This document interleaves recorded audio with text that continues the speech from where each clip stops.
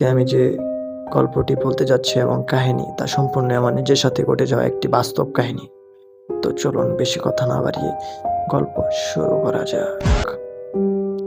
রাত অনেক হয়ে গেছে, গ্রামের সব বাড়ির আলো নিভে গেছে, শুধু দূরের বাঁশবাগানের পাশের পুরনো বাড়িটায় যেন অদ্ভুত নীরবতা।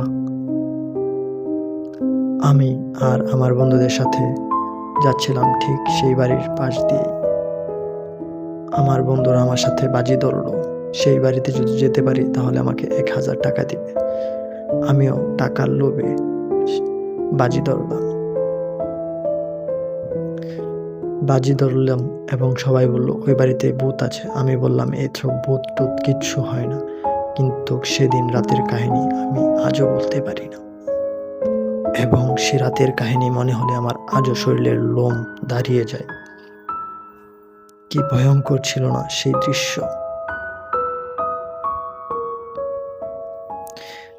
বাজি ধরলাম এবং এগিয়ে গেলাম সেই বাড়ির কাছে।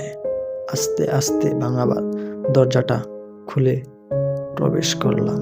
ঘরের ভিতরে শুধু ধুলো আর মাকড়সার জাল।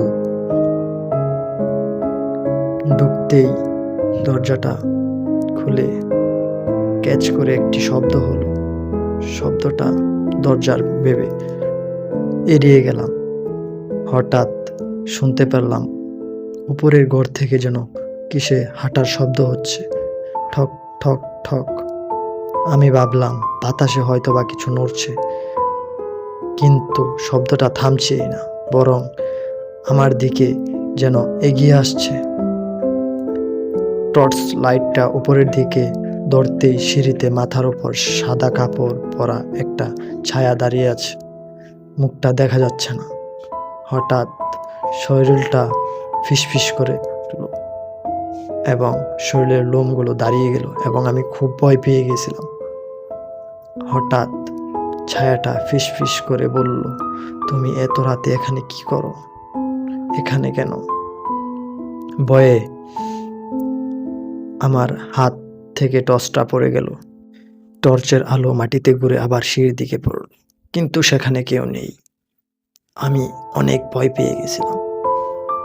ঠিক তখনই যখন ভয়ে হাত পা ঠান্ডা হয়ে আছে, কাঁপছি, কিছুই বুঝতে পারছি না কি করব, এবং মনে মনে ভাবছি বাজিটা না ধরলেও পারতাম, এত ভয়ঙ্কর।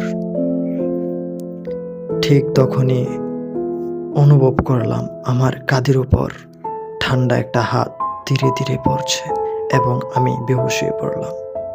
সকালে বাসায় নিয়ে আসলো আমাকে এবং বন্ধুরা আমার সাথে। এর থেকেও কঠিন কঠিন ভয়ঙ্কর এবং আকর্ষণীয় ভিডিও পেতে আমার চ্যানেল সাবস্ক্রাইব করুন। যা বলবো সব সত্য, রাতের ঘুম হারাম হয়ে যাবে।